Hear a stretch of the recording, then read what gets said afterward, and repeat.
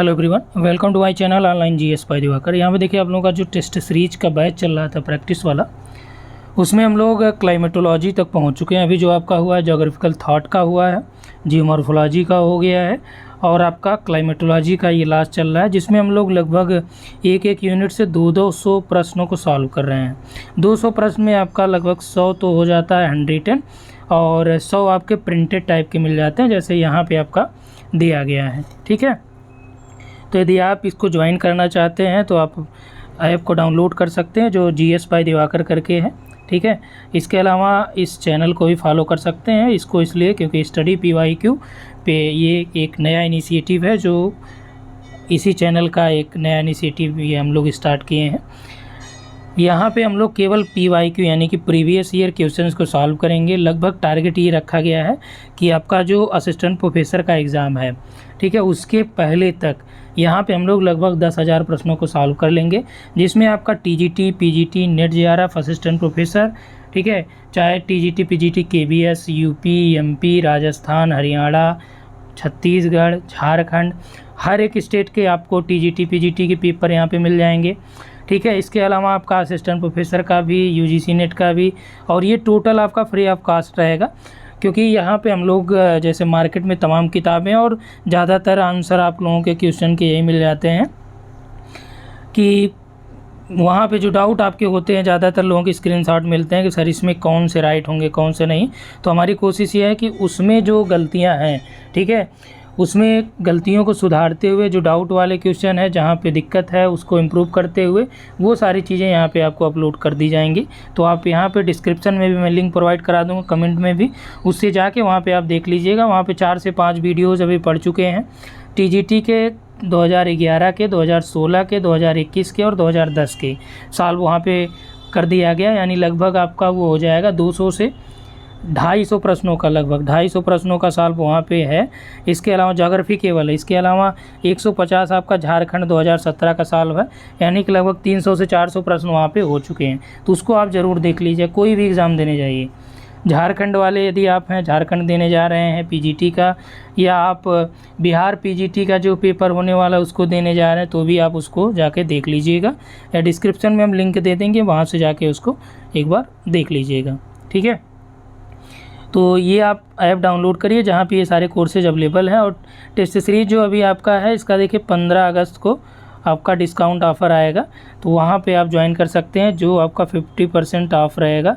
यानी कि जो अभी आपका 1 से 5 तक ऑफ था, ठीक है, 500 रुपये का, वो टेस्ट सीरीज पूरी आपकी RPSC की फिर 500 की मिलेगी। और RPSC के टेस्ट में जैसा कि हमने पहले इन्फॉर्म किया था जी, आपका ज्योग्राफी पेपर 1 और पेपर 2 के हर एक यूनिट से आपको मटेरियल मिलते हैं। मटेरियल का मतलब टेस्ट क्वेश्चन मिलते हैं, MCQ मिलते हैं, उसका सॉल्व भी मिलेगा। और वो ऐसे तो मैंने आपको इन्फॉर्म किया था जो वो 100 प्रश्नों का है, लेकिन यहाँ पे हम जैसे कवर नहीं हो पा रहा है तो 200 प्रश्न एक यूनिट से प्रोवाइड करा दे रहे हैं। ठीक है, उसका एक्सप्लेनेशन भी आपको जैसे इसमें मिल रहा है वैसे वहाँ भी मिल जाएगा। क्वेश्चन देख लीजिए यहाँ पे, इसमें हम लोग 10 क्वेश्चन देखेंगे और टोटल यहाँ पे तो है 100 प्रश्न। ठीक है, 100 प्रश्नों को यहाँ पे नहीं देखेंगे। तो यहाँ पे देखिए दिया गया है कि अरोरा बोरियालिस किस परत में घटित होता है। ठीक है, तो ये आपका एक्सोस्फीयर, आयनोस्फीयर, ओजोनोस्फीयर, स्ट्रेटोस्फीयर है। तो ये बहुत से आसाने वाले प्रश्न हैं। ठीक है, दूसरा प्रश्न देखिए, इसमें जो मेंशन किया गया है कि निम्नलिखित कथनों पर विचार कीजिए। अब देखिए यहाँ पे क्या कहता है कि वायुमंडल की जो बाह्य सीमा होती है, अलग अलग किताबों में आपको अलग अलग मिलेगी। यहाँ पे जो हमने मेंशन किया है कि लगभग ये 480 किलोमीटर होती है। ठीक है, यानी कि वायुमंडल की जो बाह्य सीमा है, तो आयनोस्फीयर जो वहाँ तक होता है वो आपका 80 से 400 तक होता है, अलग अलग किताबों में अलग अलग मिलेगा। ठीक है, तो जब ये वायुमंडल का 400 से ऊपर जो भी दे, आप एक्सोस्फीयर के अंतर्गत सम्मिलित कर लीजिए। अब एक्सोस्फीयर का ये कोई लिमिट नहीं होता है, क्योंकि बाह्यमंडल, बहिर्मंडल जो वो टोटल ऊपर वाला ही मंडल होता है आयनोस्फीयर के ऊपर।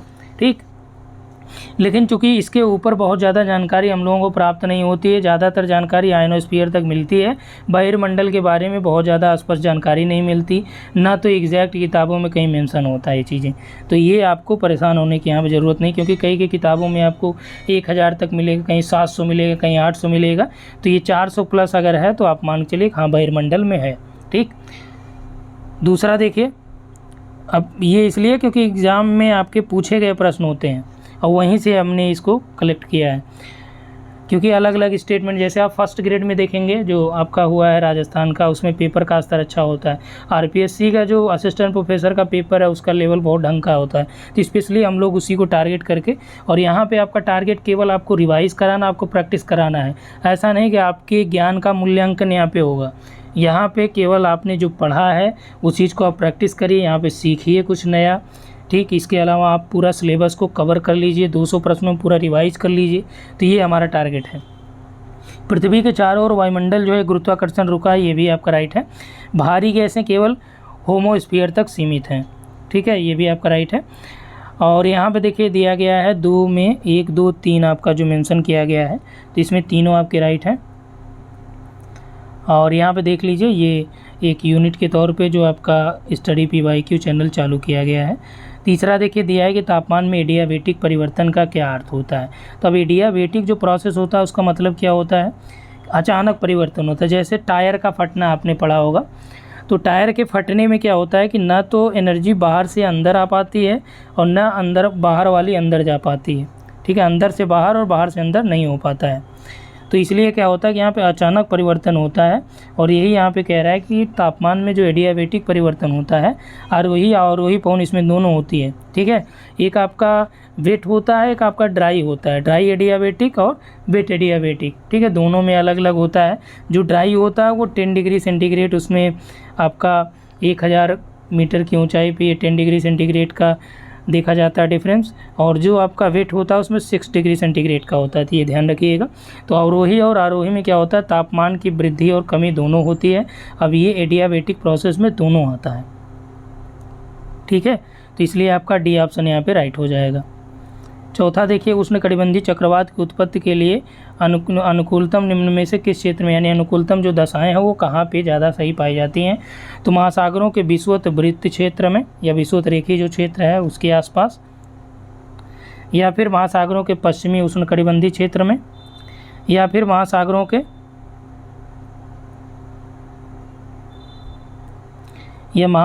के पूर्वी उष्णकटिबंधीय क्षेत्र में, या डोलड्रम पेटी में।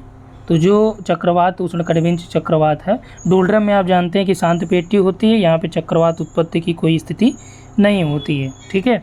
अब पूर्वी उष्णकटिबंधीय क्षेत्रों में नहीं, बल्कि महासागरों का जो पश्चिमी विषुवत रेखा पे होगा तो नहीं, बल्कि यहाँ से जैसे 5 डिग्री नॉर्थ साउथ के बाद ये आपका देखा जाता है ज़्यादातर महासागरों में, और ये महासागरों के पश्चिमी उष्णकटिबंधीय क्षेत्रों में, ठीक है। और ये जो प्रश्न आपके कराए जा रहे हैं, मैक्सिमम आपके 95% क्वेश्चन आपके कहाँ से हैं, ज़्यादातर आपको मिल जाएंगे टोटल सभी आंसर की किताबों में, और 5% आपका एक्स्ट्रा इसलिए रखा जाता है क्योंकि अलग अलग जो मैगजीन्स वगैरह में या अलग अलग एग्ज़ाम में पूछे गए प्रश्न हैं वहाँ से कुछ पॉइंट लेके यहाँ पे क्वेश्चन बनाए जाते हैं, ठीक। तो बी वाला राइट हो जाएगा।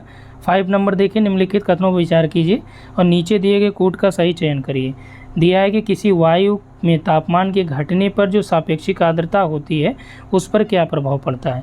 तो ये सापेक्षिक आर्द्रता तापमान के व्युत्क्रमानुपाती होती है, यानी कि तापमान घटेगा तो वो बढ़ जाएगी, ठीक है। तापमान घटने पर सापेक्षिक आर्द्रता, यहाँ पर देखिए क्वेश्चन का आंसर ऑप्शन भी आपको अब दिख जाएगा। तो ये क्या होगा, तापमान घटने पर जो है ये बढ़ जाएगी, ठीक। तो राइट हो गया ये। तो कह रहा है कि तापमान बढ़ने पर बढ़ती है, तो ये रंग हो जाएगा। यदि किसी वायु राशि की स्थिर तापमान की अवस्था में वाष्प में वृद्धि कर दी जाए, अब जब वाष्प आप बढ़ा दे रहे हैं तो सापेक्षिक आर्द्रता जाहिर सी बात है क्या होती है, बढ़ जाती है, ठीक। तो इसमें बी ऑप्शन होगा, 1 और 3 दोनों, ठीक है।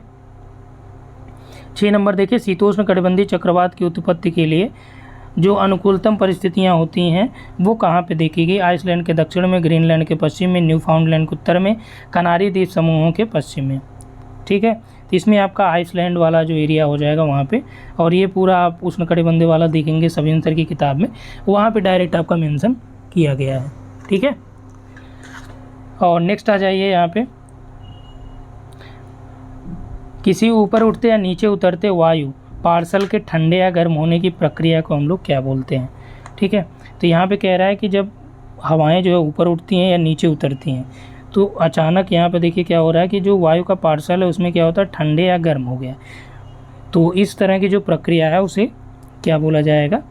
अब देखिए ये टाइपिंग एरर है, तो ये जो हमने कहा कि आपका जैसे ही हम लोग कंप्लीट कर लेंगे एक बुक फॉर्मेट में मैं टाइप करा के आपको प्रोवाइड कराऊंगा, ठीक। तो वो आपका यहाँ से मिल जाएगा। तो 7 नंबर का जो राइट का क्या हो जाएगा, ये एडियाबेटिक की जो एडियानेटिक जो लिखा है ना, तो ये आपका एडियाबेटिक प्रोसेस होता है, ऊपर आपने देखा है। 8 नंबर देखिए, दिन के प्रकाश की बचत के संबंध में निम्नलिखित कथनों के बारे में कौन सा यहाँ पे सही दिया गया है, ठीक है। ये नॉर्मल लेफ्ट राइट ये 7 वाले का है। तापमान का कैटाबेटिक दर ये भी 7 नंबर का है। 8 नंबर देखिए दिया है कि दिन के प्रकाश की बचत के संबंध में निम्न कथनों पर विचार कीजिए। उत्तरी गोलार्ध के बसंत ऋतु में घड़ियों को 1 घंटा आगे या पीछे आगे कर देते हैं और पतझड़ में पीछे कर दिया जाता है, ठीक है। तो दिन का प्रकाश यानी दिवा प्रकाश का जो आप वो हम लोग मनाते हैं अर्थ आवर डे, ठीक है। और प्रतिवर्ष अप्रैल के प्रथम रविवार को 1 घंटा आगे, अक्टूबर के आखिरी रविवार को 1 घंटा पीछे किया जाता है, ये भी राइट है। समय का इस प्रकार घटना या बढ़ना संयुक्त राज्य अमेरिका के हर एक राज्य में किया जाता है। तो ये वहाँ के स्टेट की हर एक स्टेट में, वहाँ के यानी यूएसए में हर एक राज्य में ये होता नहीं है। इस आधार पे जो 8 नंबर का हो जाएगा ये 1 और 2 यहाँ पे दोनों राइट हो जाएंगे। 9 नंबर देख लीजिए, हरिकेन के बारे में यहाँ पे कह रहा है कि कौन सा सही है। हरिकेन उष्णकटिबंधीय चक्रवात है, ये आपका राइट है। इसमें वायु की गति प्रायः 120 किलोमीटर प्रति घंटा से कम होती है या इसी के आसपास होती है। सबसे ज़्यादा जो गति होती है वो आपका टॉर्नेडो में होती है, इसमें 400 से भी अधिक होती है। अब देखिए गति के चक्कर में जैसे आप मान लीजिए कि अलग अलग किताब पढ़ते हैं, जैसे परीक्षा वाणी आप पढ़ रहे हैं तो उसमें कुछ फैक्ट जो गलतियाँ हैं, पिछली बार जो टीजीटी का एग्ज़ाम जिन्होंने दिया होगा तो टीजीटी 2021 का पेपर साल देख लेंगे, कहाँ मिल जाएगा, स्टडी PYQ चैनल पे है। वहाँ पे आप देखिएगा 3 से 4 प्रश्न ऐसे थे। पहला ये कि मैनचेस्टर जो इंडिया का है वो किसे कहा जाता है, ठीक। इस तरह के 3-4 प्रश्न थे जो परीक्षा वाणी में मेंशन थे, वो गलत थे। तो इसीलिए कहा जाता है कि मानक किताबों को फॉलो करिए।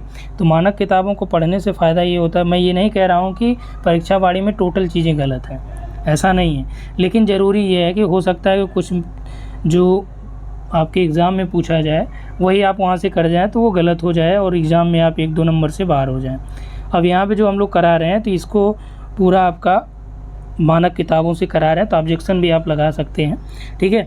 तो ये 120 किलोमीटर के आसपास होता है, तो 119 मेंशन किया गया। तो 1-2 किलोमीटर 4 किलोमीटर या टेम्परेचर में भी 1-2-4 का डिफरेंसेस हो तो वो आप, क्योंकि आदर्श दशा कहीं भी विद्यमान नहीं होती है, तो ये आप ध्यान रखिएगा।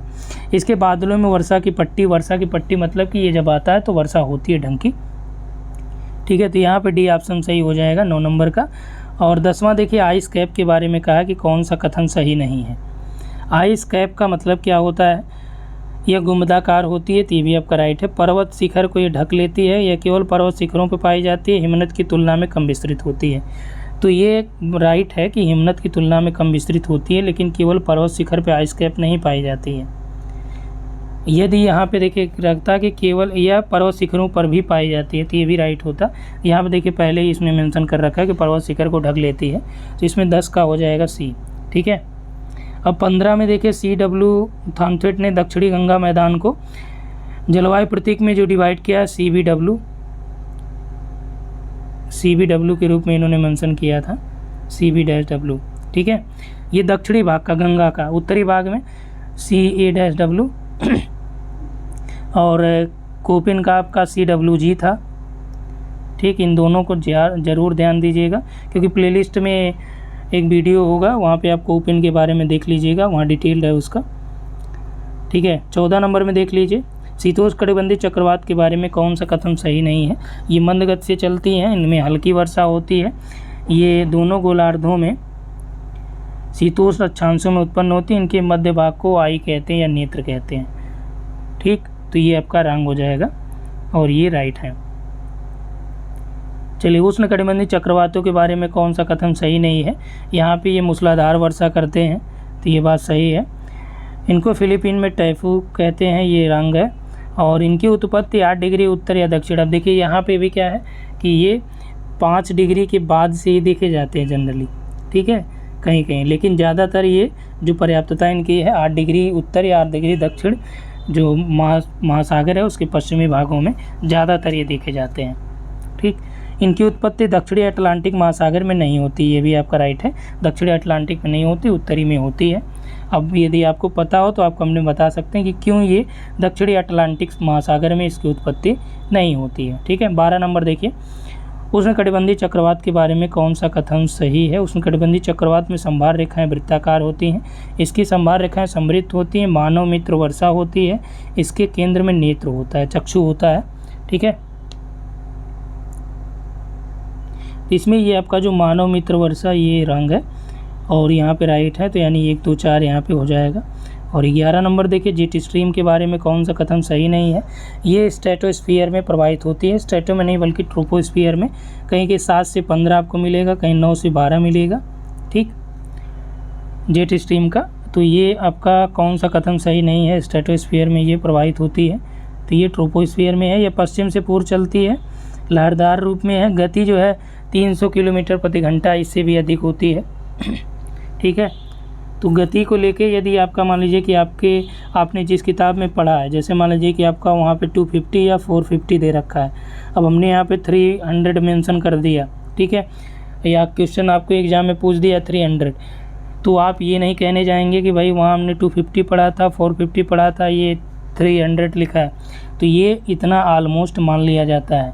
क्योंकि आदर्श स्थिति में कभी जैसे हूबहू आपका वन लाइन बाय लाइन ज़्यादातर पूछ दिए जाते हैं, लेकिन हमेशा आप देखेंगे जो थोड़ा एनालिसिस लेवल पे क्वेश्चन बनते हैं उसमें आपका हूबहू लाइन बाय लाइन किताबों में नहीं मिलेगा वो लाइन। ठीक है, जो फैक्ट वाले रहेंगे वो तो आप देख लेंगे, मिल जाएगा। तो ये 15 क्वेश्चन हो गए टोटल, तो इसमें हम लोग 15 ही देखेंगे। और आपको अगर पूरा 100 पाना है, 200 पाना है, तो जो हमारा ऐप है इसको डाउनलोड कर लीजिए, वहाँ जाके आप देख लीजिएगा। वहाँ पे टोटल जो है क्लाइमेटोलॉजी का, जियोमॉर्फोलॉजी का, ज्योग्राफिकल थॉट का सारा कुछ उस पर अवेलेबल है। ठीक, तो यहाँ पे इतना ही। Thanks for watching.